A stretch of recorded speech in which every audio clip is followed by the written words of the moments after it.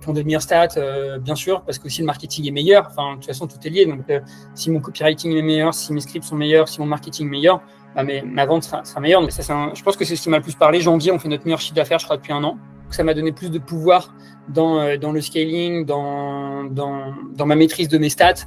Et maintenant, je peux voir concrètement où mon tunnel il bloque s'il y a un problème, quoi. Les charges fixes par mois, on a dû au moins économiser 40%, quoi. Et au final, depuis qu'on le fait, la satisfaction des personnes, elle est encore meilleure. Donc, non, c'est sûr que sans ça, on serait plus là. Du coup, ouais, si tu peux présenter ton business, genre qu'est-ce que tu fais, qu'est-ce que tu vends Ok. Donc, moi, c'est Alexandre, je suis le fondateur de Smart Life. Nous, on a un accompagnement / formation pour aider les personnes qui souffrent de troubles alimentaires, d'alimentation émotionnelle, à se réconcilier avec l'alimentation et généralement à perdre du poids. Voilà. Ouais, non, mais c'est good. et du coup, c'était quoi ton modèle de vente avant de bosser avec nous? Genre en termes de tunnel, d'acquisition, qu'est-ce que tu avais en place? J'avais déjà de la VSL, mais vraiment de manière basique. Enfin, j'étais pas, je pense, sur le bon, vraiment la bonne niche. J'étais toujours sur un mix entre de la perte de poids, je sais pas si tu te souviens, de la perte de poids et des problèmes d'alimentation émotionnelle. Donc, j'avais du mal à me positionner. Mais j'avais un système VSL qui n'était pas hyper performant. Et j'avais un système de search. Je faisais beaucoup d'intentionnistes aussi où les gens nous connaissaient en tapant sur Google Search et puis tombaient sur nous. Et donc, sans VSL cette fois. T'avais pas un quiz funnel Ça, si, le tunnel VSL, c'était un quiz funnel. En gros, c'était un quiz et après, effectivement, il tombait sur une vidéo VSL. Okay. Mais, c'était pas vraiment une VSL, quoi. Ouais, voilà. Mais le quiz, je me souviens qu'on avait des leads à vraiment pas cher. Moi, au début, j'avais un peu ce syndrome de l'objet brillant en disant putain, on a les leads à 30 centimes. Je crois que c'était vraiment pas cher, hein, 20-30 centimes. Mais derrière, c'était pas quali du tout, quoi. Ouais. Et du coup, c'était quoi ton intention quand tu nous as rejoints?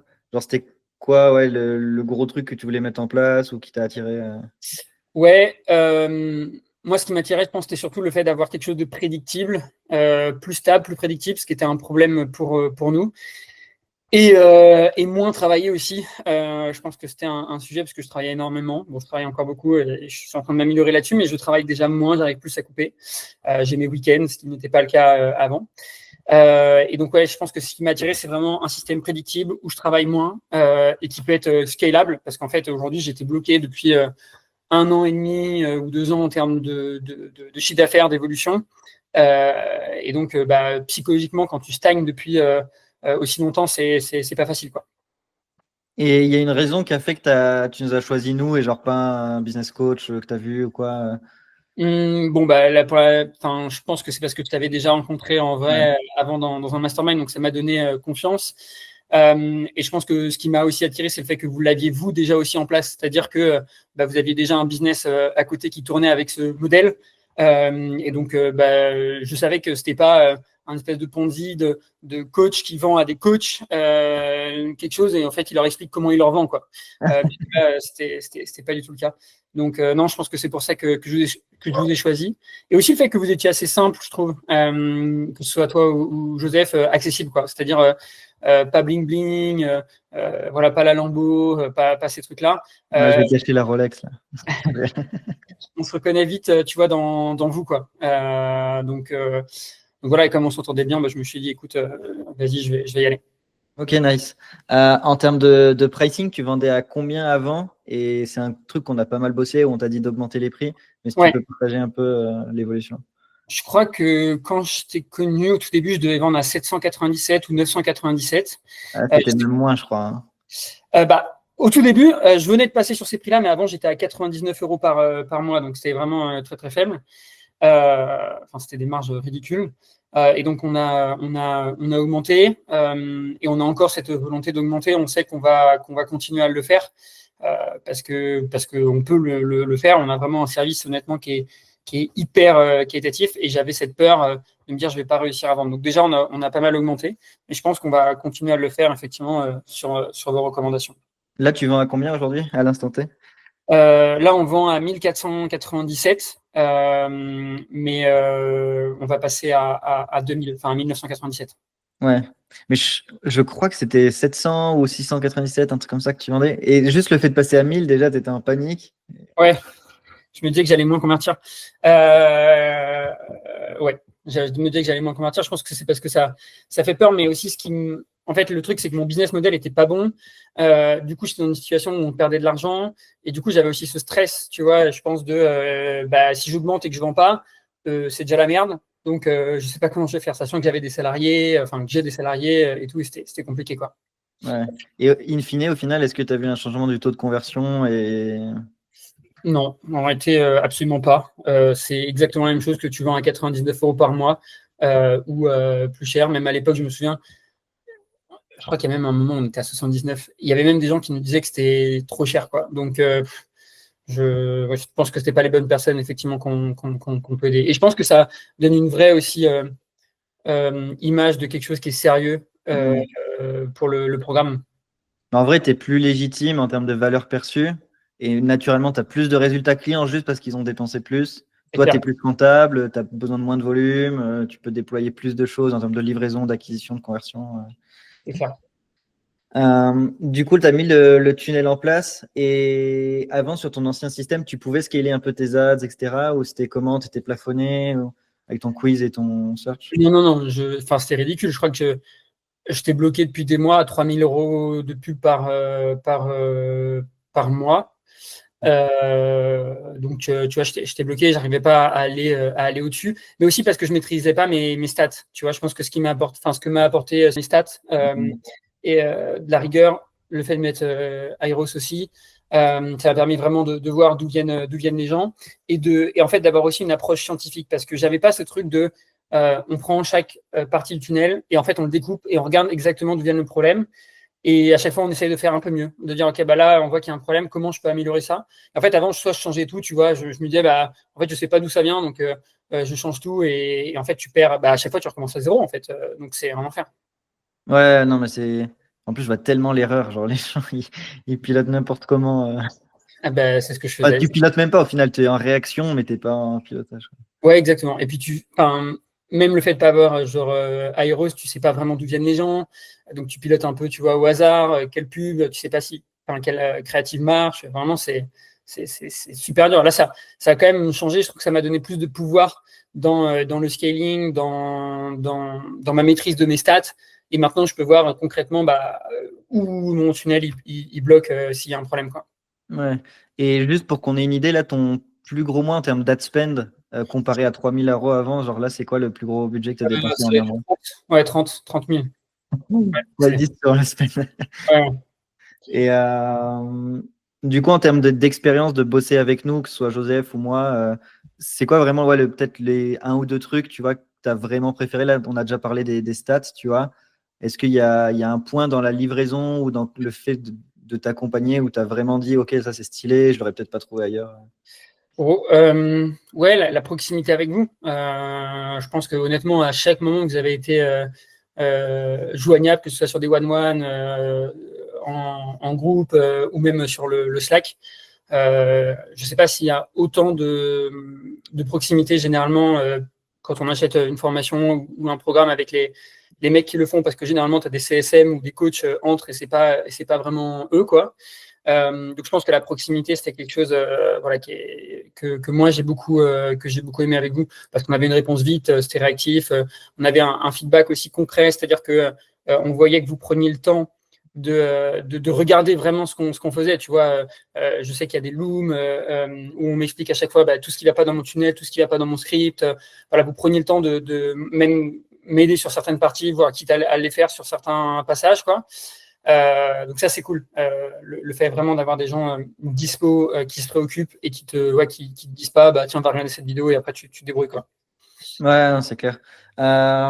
Et juste un dernier point, peut-être, je sais pas comment on peut l'évoquer, mais genre le fait qu'on en gros, c'est pas que marketing, tu vois, genre c'est assez holistique, dans le sens où je me souviens, on avait une discussion sur bah, ton business model, tes charges fixes, tes coûts d'acquisition, etc. Si tu veux partager un petit peu bah, la situation quand tu es rentré, tu vois, avec tes salariés, tes charges fixes, en gros, c'était un peu un truc qui vampirisait ton temps, ton énergie, ton argent, ton business, et je pense qu'aujourd'hui, c'est moins le cas. Ouais. Moins, sauf que le truc, c'est que c'est un paquebot quoi, à bouger, donc c'est long. Ça fait 1 an hein, qu'on est dessus. Après, on avait pas mal discuté, je crois, septembre ou octobre, je sais plus, 2024, jusqu'à 5-6 mois. Mais le temps de mettre tout ça en place, bah, ça prend du temps. En gros, la situation, c'est que nous, on perdait de l'argent depuis pas mal de temps, mais parce qu'en fait, on avait une logique à l'époque de lever de l'argent. Donc, en fait, on avait engagé des recrutements et tout qui était énorme. Et en fait, bah, derrière, c'était un enfer, dans le sens où ça vampirise déjà, comme tu as dit, ton énergie.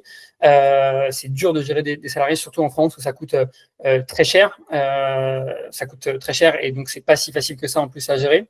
Mais je pense que ce qui me bloquait par rapport à ça, c'est que c'est un peu, tu vois, le serpent qui se mord la queue dans le sens où ça te coûte très cher. Et du coup, tu as des engagements parce que faut payer les salaires à la fin du mois, quoi qu'il arrive. Hein. Donc, c'est toi qui dois te débrouiller, entre guillemets, pour être capable de payer les salaires. Et ben en fait, comme tous les mois déjà tu perds de l'argent, aller investir en publicité ou en acquisition pour faire plus d'argent, ça fait vraiment peur. Parce que tu te dis, bah, là, si j'investis, je sais pas, 3, 4, 5 000 euros en pub, si derrière, j'ai pas de ROI, possiblement, je perds encore plus à la fin du mois. Quoi. Et le gouffre, à la fin, se rapproche. Donc, psychologiquement, c'était vraiment dur.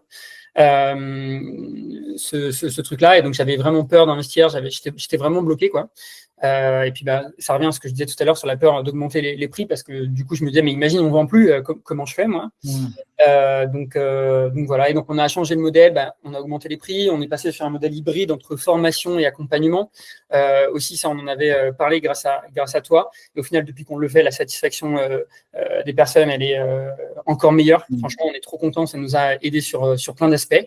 Et bon, c'est pas encore terminé, mais c'est vraiment un switch. Tu vois, ce switch-là là où justement je me suis inspiré de vous et de ce que j'ai vu et de ce que vous m'avez dit, ça, rien que ça a fait une énorme différence dans ce que ça nous a apporté sur la satisfaction, sur la rétention, sur la valeur perçue effectivement de l'accompagnement et même sur au final le temps que chaque coach prend parce qu'au final on gagne du temps aussi là-dessus. Donc ouais, on a vraiment bossé sur toutes ces parties-là et ça a mis du temps à sortir parce que comme j'ai dit, malheureusement, c'est un paquebot. Quand tu changes des choses, quand tu as des salariés et tout, c'est très compliqué. Mais aujourd'hui, là, c'est bon, on en voit le bout et surtout, on regagne de l'argent. Donc, rien que ça, psychologiquement, ça fait du bien. Quoi. Ouais. Et tu as un chiffre plus ou moins là, des charges fixes que tu as réussi à économiser. Je ne veux pas dire de conneries parce que je ne sais plus le chiffre qu'on avait estimé quand on s'était vu à Bordeaux. Alors là, je ne l'ai pas, mais je pense qu'on a, en tout cas, sur les charges fixes par mois, on a dû au moins économiser 40%. Quoi.